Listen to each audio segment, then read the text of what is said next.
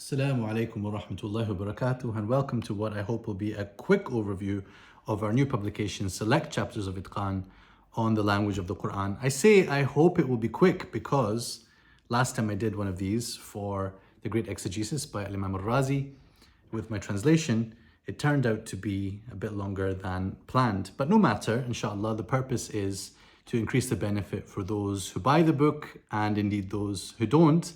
We have actually on the Ibn Ashur Center channel 14 videos, a whole playlist going through the content of these chapters. I taught this late last year, and then I went through that material again and I turned it into what is now the introduction to this book.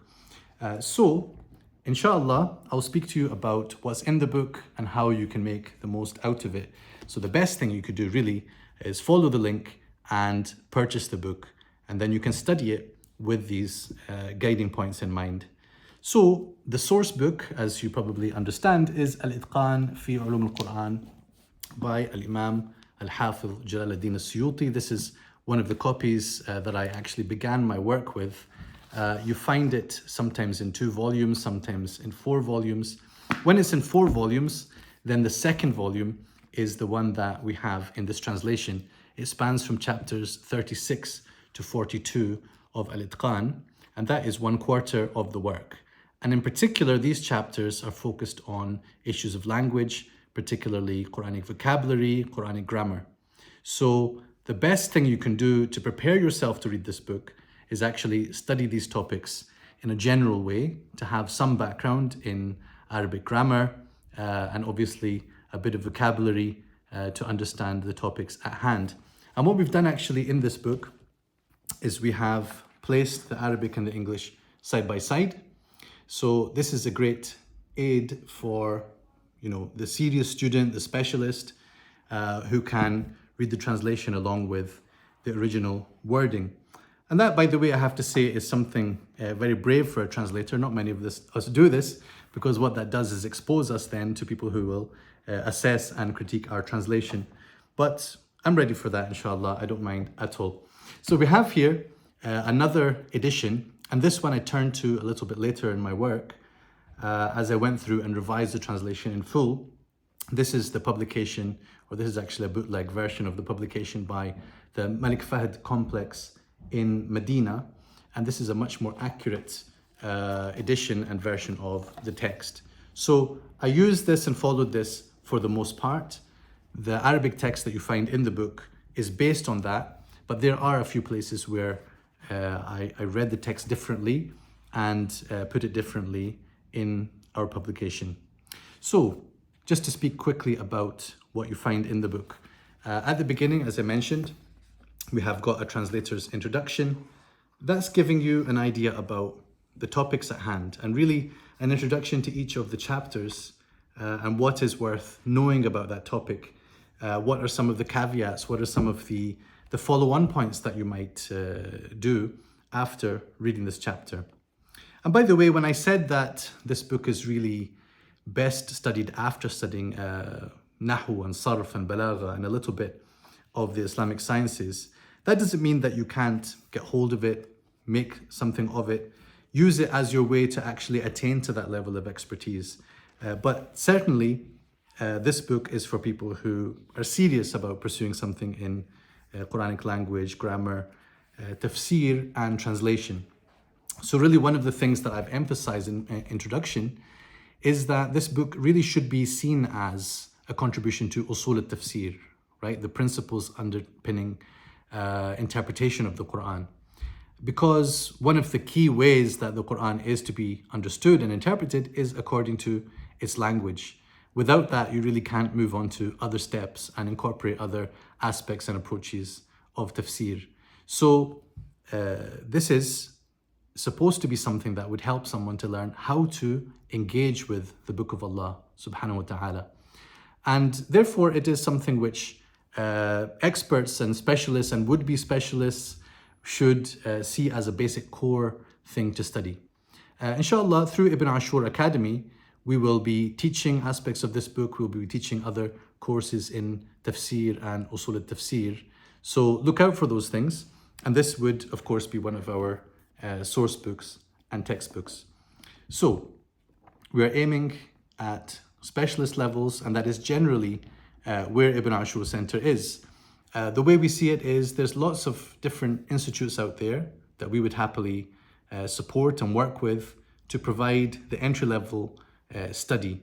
But we need also some centers and some institutes and some academies to work on the levels of scholarship, which can enable a person to become a researcher, to become a contributor, to become a teacher, and to become a writer, an author in the field of Quranic studies broadly and tafsir particularly. So, select chapters of Itqān on the language of the Quran begins with some chapters which are to do with vocabulary. Those are chapters 36 through to 39. And that starts with knowing that the Salaf, particularly Ibn Abbas, radiallahu anhu, there are narrations from him about each word has a particular meaning, which he explains with another Arabic word. So by looking through that, we can see a word sometimes just needs to be understood more clearly with an explanatory word in Arabic. But sometimes the word might mean something a little bit different from what it appears. So this list of explanations from Ibn Abbas is quite interesting to ponder upon, even sometimes the reason why certain things are mentioned and certain things are explained.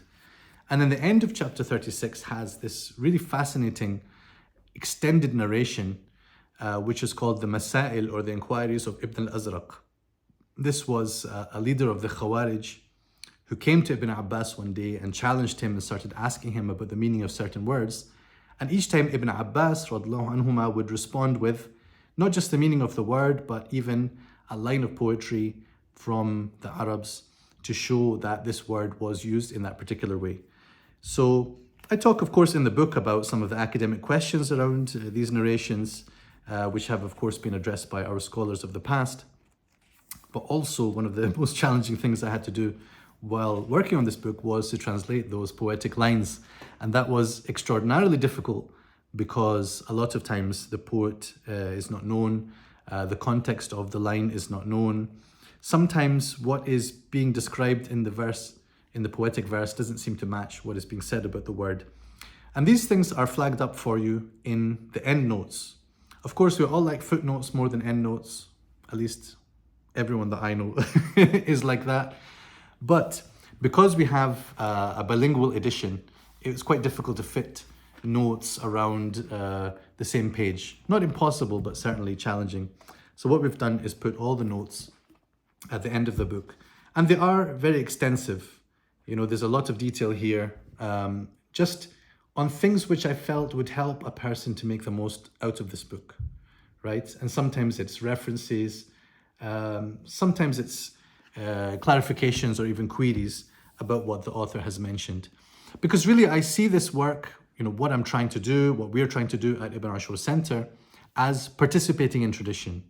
Islamic tradition is not something just in the past, it is something which you can be part of by rising to that, by studying, by learning the ways of scholarship and then taking part in the scholarly conversation. If that's the case with academia more broadly, why should we not see it that way in our Islamic tradition? So when an author has said something, we don't just take that as the final word because someone said it in the 9th or 10th Hijri century. We say something more in the 14th or 15th Hijri century because we want to continue that discussion, we want to continue that study of the Quran, because that's what it's all about at the end of the day. All of these books, all of this tafsir is all there to help us to appreciate what the Quran is, what it is saying, and what it means for us. So we have these several chapters on vocabulary, including words which are said to come from dialects other than the Qurayshi dialect, words which are said to be imported from languages other than Arabic. And, you know, these are questions where sometimes there's a bit of debate, a bit of controversy, which is discussed here by Imam Suyuti, by the author himself, and then which I add some points about in the introduction and the endnotes.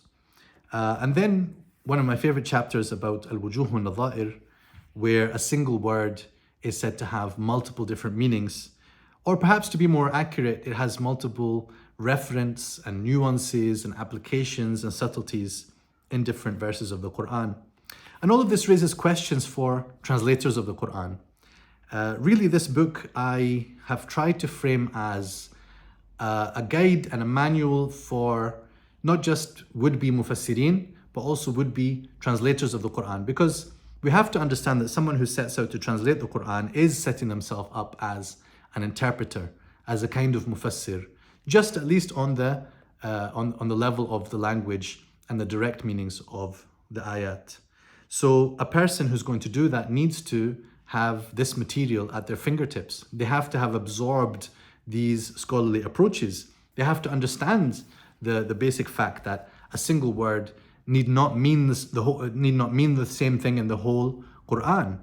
There might be a word which means something almost everywhere, but in one ayah it means something else, and that's discussed here in this chapter, taken from Al-Afrad of Ibn Faris. So these are things which I think need to be studied carefully and made use of in any translation project. And of course, we at Ibn Ashur Center are leading some translation projects, participating in some translation projects for the Quran.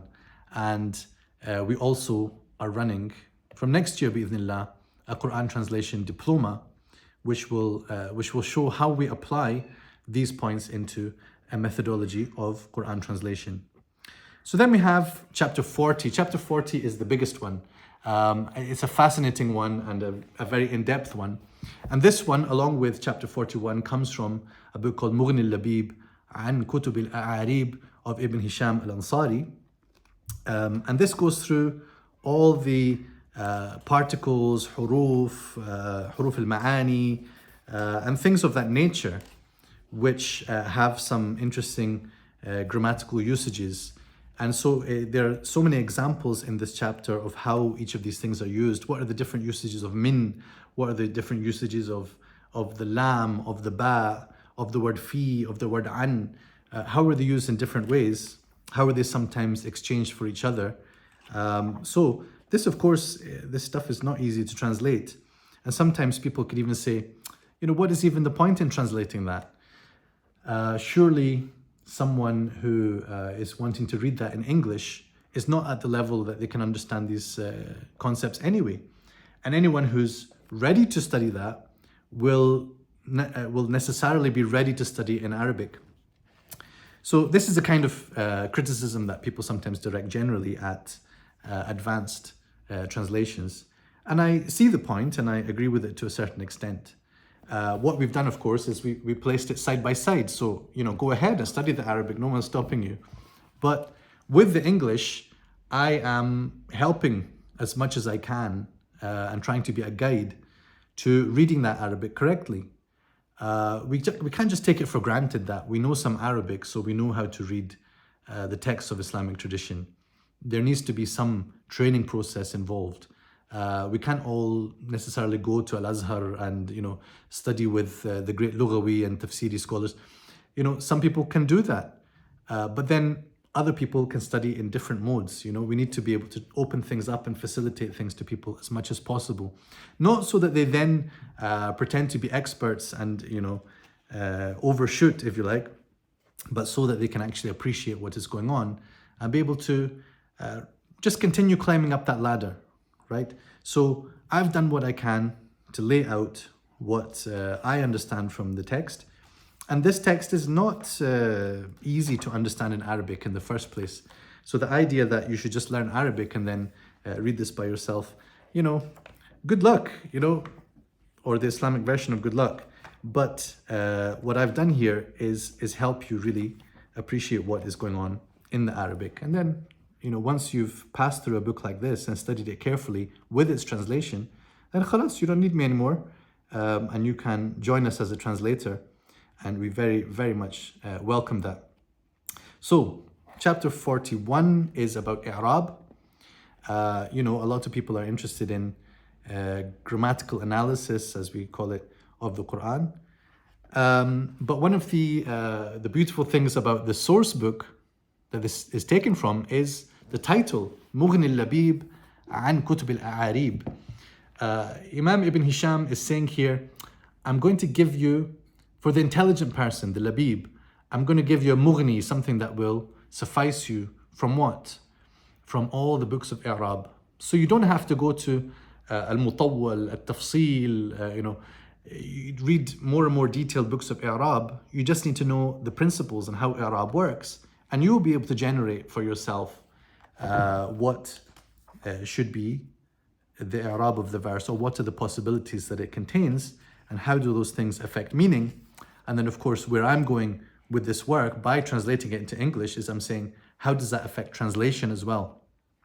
So that's the secret, the open secret about this book in your hands, or soon to be in your hands, inshallah, is that, by dealing with all these things in the translation and with Quranic verses translated, you can see exactly how this discussion is turning into different understandings of the Quran, different possibilities in the Quran translation.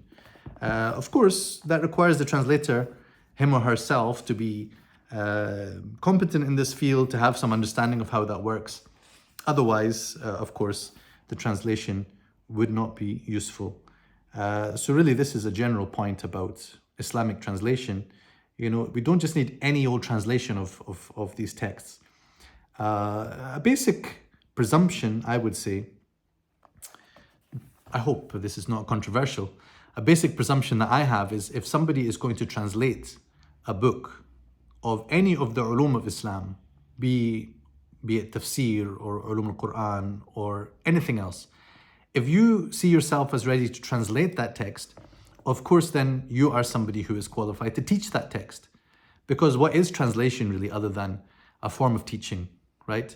That's what I'm saying to you, that I was thinking about you as I'm translating it. I'm thinking about the reader, the student, the audience who is going to take something from this, benefit something from this. Not just throwing down some words on the page, so that I can satisfy the funders and get something in print. This is not the purpose. But if you are not qualified to teach a book of Islamic sciences, whatever they may be, then please do not translate that book. Leave it for someone else. There's no rush. But if you're interested in doing it, then become qualified and then benefit all of us with that translation. So this is what we have. Please do follow the link and get hold of a copy. At the end, as I said, we have the end notes, and then beyond that, we have a bibliography, and then we have an index. Believe it or not, I did this pretty much manually with some help, but this index is all the Quranic verses that are mentioned in the book. I really hope that you use this. Don't just overlook it because it's just an index.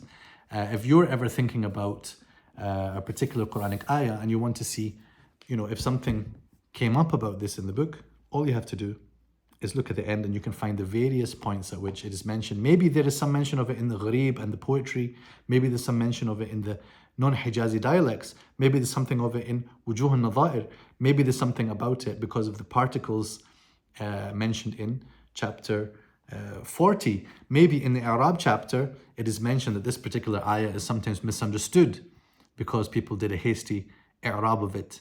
And maybe in chapter 42, which I forgot to mention, the qawa'id, there is something mentioned about the rules and the patterns related to pronouns or related to gender, or this is not the subject you're thinking about. I'm talking about grammatical issues and interpretive issues in the Quran.